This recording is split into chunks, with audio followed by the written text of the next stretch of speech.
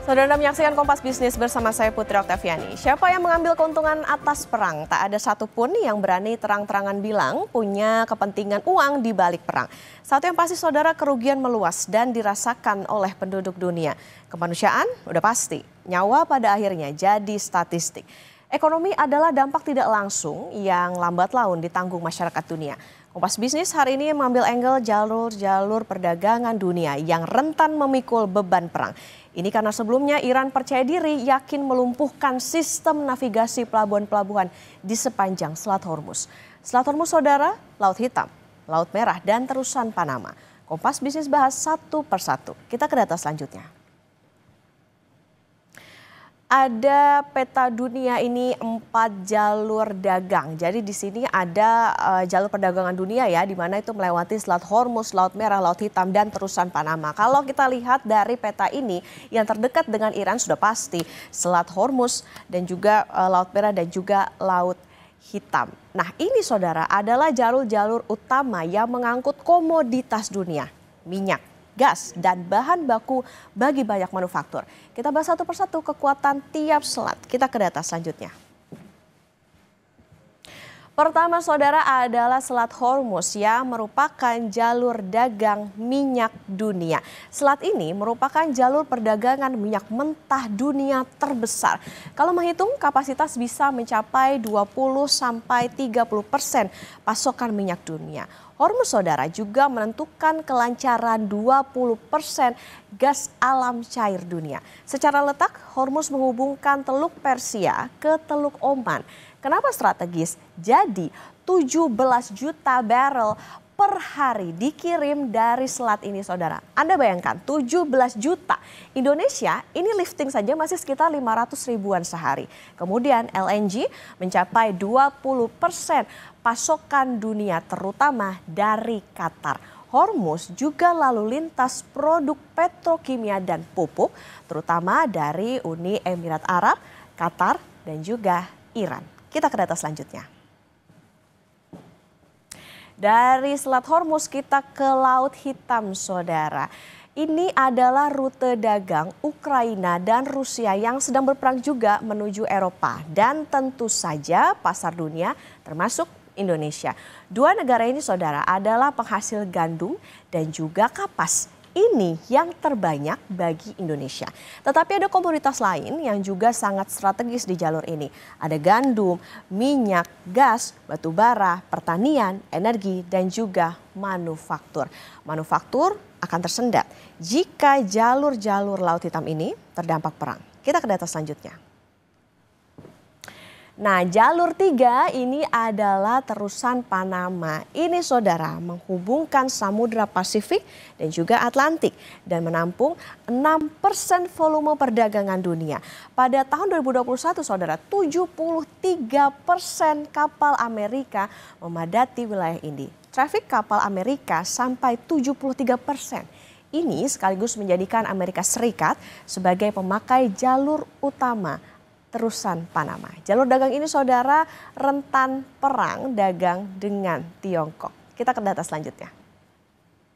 Nah, yang terakhir ini adalah Laut Merah, di mana ini merupakan jalur Samudra Hindia dan juga terusan Suez dan Laut Tengah. Jalur dagang ini krusial saudara karena mengangkut sekitar 12% perdagangan minyak global dan 10-15% perdagangan laut dunia. Bagaimana trafiknya? Ada 35.000 kapal yang mintas per tahun untuk mengangkut barang antara Eropa, Timur Tengah, dan Asia. Peritel dari Amerika Serikat juga sangat bergantung di jalur ini. Nah, bagaimana dampak perang terhadap pasar saham di Indonesia? Kompas Bisnis akan tanya ke Praska Putrantyo, CEO Advisor Provina Visindo usai jeda.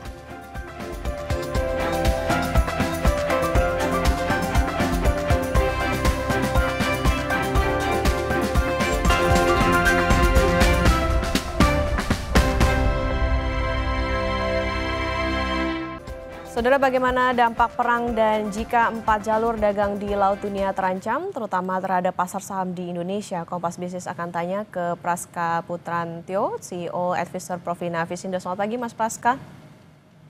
Ya, selamat pagi. Ya, Mas Praska, satu pekan terakhir ini grafik IHSG turun. Apakah ini juga merupakan dampak dari perang? ya, baik. Jadi kalau kita lihat memang pergerakan indeks saham kita ini cenderung mulai terganggu ya. Bisa dikatakan mulai sedikit jadi profit taking karena secara sentimen uh, isu mengenai perang dagang sedikit mulai mengendur. Setelah dari Trump sendiri mulai menyepakati uh, tarif ya dengan Tiongkok seperti itu. Namun sekarang muncul masalah baru lagi dari masalah sentimen geopolitik di mana setelah pertama kali Israel menyerang Iran itu menimbulkan kekhawatiran baru karena yang pertama adalah masalah Ukraina dengan Rusia ini kan masih belum selesai. Nah, sekarang muncul masalah baru lagi yang memicu potensi lonjakan harga komoditas, terutama minyak mentah di area Timur Tengah yang timbul karena konflik antara Israel dengan Iran, di mana Iran sendiri ini kan menjadi salah satu negara produsen minyak terbesar di dunia dan cadangan minyak juga nomor 3 seperti itu, sehingga kekhawatiran terhadap perang Israel dengan Iran ini itu menimbulkan disrupsi supply minyak yang membuat harga minyak mentah kembali melonjak yang pada akhirnya membuat pemulihan ekonomi dunia yang sudah rapuh karena perang dagang kembali terhambat kalau harga komoditas energi kembali naik, memicu inflasi naik, suku bunga turun bisa terhambat lagi, gitu kira-kira. Oke, ini artinya dari pengaruh komoditas kemudian menjadi pengaruh ke pasar saham itu sendiri. Mas Praska, jadi bagaimana menjelaskan korelasi pecah perang Iran-Israel ke pasar saham? Apakah lewat sentimen proyeksi ekonomi yang juga akhirnya berat? Ya, tentu saja ini kan yang dikhawatirkan adalah pemulihan ekonomi belum selesai. Masih tahap struggle seperti itu karena setelah perang dagang membuat ekonomi melambat. Kedua, belum selesai, tambah lagi geopolitik yang dikhawatirkan memicu kenaikan harga komoditas energi terutama minyak mentah, kemudian disusul juga oleh batu bara, gas alam. Itu kalau saya ukur secara pertumbuhan ya, itu rata-rata naik dari titik terendah sebulan terakhir sampai 50% lebih kenaikannya dari ketiga komoditas itu. Nah, itu membuat inflasi dan dipicu oleh kenaikan harga komoditas itu kembali terjadi. Sebagaimana kalau kita ingat kasus waktu pertama kali pecah Ukraina Rusia tahun 2022. Itu memicu lonjakan inflasi dan memicu suku bunga naik meroket. Nah, itu yang dikhawatirkan. Pemulihan belum beres, ada lagi masalah baru seperti itu. Oke. Sehingga pasar saham akan mengalami koreksi jangka pendek. Oke, artinya tadi proyeksi ekonomi juga berdampak. Tapi kalau misalnya kita bicara soal sektornya, kalau tadi kan disebut soal minyak begitu ya, karena hubungannya dengan Iran tadi. Ada sektor yang terdampak lagi nggak sih Mas Praska dengan adanya pecah perang Iran-Israel yang tentunya ini sangat berdampak terutama bagi Indonesia? Ya, kalau sektor industri sebenarnya kalau kita bicara yang sensitif dengan perubahan suku bunga ya, itu tentu mengalami koreksi. Di antara seperti perbankan, properti ya, atau konsumsi apalagi di negara kita kan secara daya beli juga masih turun, indeks manufaktur juga masih turun, seperti itu. Nah, sementara yang tembus alias terangkat oleh sentimen ini tentu saja yang dari komoditas energi ya, itu ada minyak mentah, batu bara, gas alam, dan juga salah satunya komoditas, maksud saya sektor pelayaran seperti itu. Dan memang harus terekspos oleh melonjaknya harga komoditas ini. Oke, kalau kecenderungan investor saat perang terjadi di dunia menarik cash atau mengalihkan portofolio mereka ke obligasi mungkin Mas Praska atau ke yang safe haven gitu? Kalau saya lihat trennya saat ini dua ya. Jadi pindah ke obligasi, yang kedua adalah masuk juga ke safe haven. Tapi safe havennya lebih ke emas ya, seperti itu. Karena untuk dolar sendiri, karena kan perekonomian Amerika Serikat masih belum cukup bagus ya. Sehingga investor masih belinya ke bonds, termasuk US Treasury, ya kan, yang mengingat yield obligasi Amerika masih juga stabil di 4,3. Dan yang kedua adalah ke gold yang saat ini masih bertengger di 3.390 sampai 3.400 dolar per troy ounce. Oke, menarik tadi soal bagaimana pengalihan artinya ke obligasi dan juga safe haven, tapi kecenderungannya ke emas. Nah, artinya sekarang kan emas juga lagi tinggi nih, Mas Praska. Itu bisa mencapai titik atau harga di berapa? Ya, kalau eskalasi terus berlanjut, kemungkinan bisa break lagi di atas 3.500 seperti itu. Jika berlanjut terus ya. Karena dolar saat ini kan masih tertekan oleh defisit Amerika terus melebar. Nah, sehingga pada akhirnya orang memilih ya either masuk ke US Treasury, bonds ya, emas atau cryptocurrency, salah satu Bitcoin yang relatif stabil kalau kita lihat. Oke, jadi sektor apa saja Mas Praska yang biasanya dihindari di pasar saham saat terjadi perang dan juga mengancam jalur perdagangan dunia? Ya, sebenarnya sektor yang mungkin dihindari ya. Dan dihindari dulu sensitif dengan rate tentu saja tingkat suku bunga. Belajar dari 2022 tentu saja sangat sensitif adalah sektor keuangan. Keuangan, properti, ya kan. Nah, namun karena sekarang sudah ada masalah daya beli di dalam negeri kita sendiri, sektor real kita masih agak lesu, tentu sektor barang konsumsi pun juga perlu memilih-milih nih. Emiten-emiten yang jadi selective buying. Nah, cuma untuk sektor yang malah jadi favorit adalah menurut saya sektor migas, ya kan, batu bara yang saat ini masih low valuation menurut saya. Kalau migas sudah pada naik seperti itu, ya Medco, Elsa, Petrosi sudah pada terbang, Raja, ya kan. Nah, tapi kalau sektor coal ini masih cukup menarik, masih dikatakan di bawah.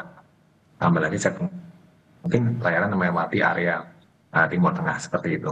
Oke, ini artinya lagi jadi apa ya, momen untuk profit taking kah Mas Praska untuk di emiten-emiten yang memang saat ini kayaknya lagi bagus nih, kayak tadi kalau dikatakan tuh migas begitu?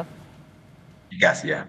Kalau saya melihat sepertinya ya, karena tampaknya investor ini somehow sudah memprice in ya, entah karena memang harga minyak sudah naik, prediksi atau memang performanya bagus, tapi harga sudah naik duluan. Harga saham-saham tersebut kita lihat, Elsa, Medco, Petrosi, Raja, itu kan semua udah all time high. Maksud saya sudah dia menyentuh 1 tahun terakhir lah tertinggi. Artinya ya mungkin untuk saat ini investor bisa sarankan untuk waspada profit taking. Oke. Seperti itu. Nah, kalau resiko harga minyak naik dengan adanya dampak perang dari Iran Israel ini, apakah ini juga bisa menekan pasar saham secara keseluruhan maupun juga tadi secara sektoral begitu Mas Praska, atau seperti apa kondisinya? Secara yes, kalau misalnya rate-nya kembali naik, inflasi naik karena masalah energi, mendorong suku bunga gagal turun, mau nggak mau naik. Seperti itu. Nah, itu yang khawatirkan. Ekonomi lagi lesu, suku bunga terpaksa naik, itu yang buat pasar saham jatuh. Namun tetap saham-saham tertentu bisa jadi naik karena teruntungkan oleh harga komoditas yang naik. Oke, net sell atau aksi jual asing Mas Praska ini kan juga terjadi nih beberapa hari terakhir saat perang. Apakah ini karena perang atau sebetulnya ada sentimen lain nih yang mempengaruhi?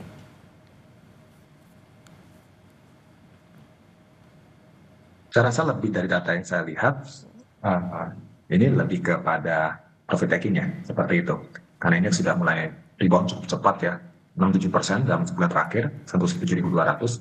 Maka menurut saya kebetulan ada isu ini ya, asing cenderung net profit taking seperti itu. Oke. Nah, terus apa yang perlu diwaspadai kira-kira, terutama retail domestik kalau net sell asingnya terus terjadi dan perang juga ya bisa dikatakan tidak mereda nih? Dan menurut saya sih lebih ke ini dulu ya, buy on weakness ya, waspada koreksi jangka pendek, terutama untuk indeks kan sangat rentan koreksi dengan range perdagangan itu di supportnya di 6.800-an. Sorry, 6.580-an. Nah, untuk lowest level ya, ada gap bawahnya. Jadi kalau amit-amit marketnya crash, itu level terendah di 6.580 yang harus dicapai dulu, seperti itu. Oke, buy on weakness. Kalau proyeksi atau prediksi gerak harga saham sampai nanti akhir pekan gimana Mas Praska?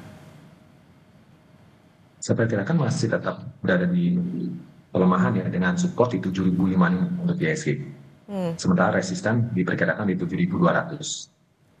7.200. Oke, untuk net sell asingnya? Mungkin apakah ini menjadi salah satu pendorong untuk modal asing bisa keluar atau gimana? Saya rasa ya, cuma belum signifikan. Karena asing masih tetap sepertinya rotasi sektor ya. Tidak all out dari pasar saham kita, seperti itu. Karena suka tidak suka pasar saham kita sebenarnya masih cukup lagging ya secara performance, seperti itu.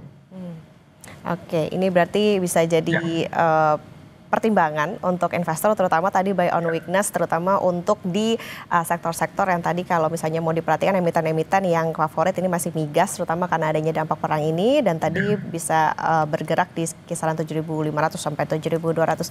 Mas Praska, CEO Advisor Provina Visindo, Praska Putrantio, terima kasih sudah bersama di Kompas Bisnis. Sehat selalu Mas Praska. Terima kasih, selamat pagi.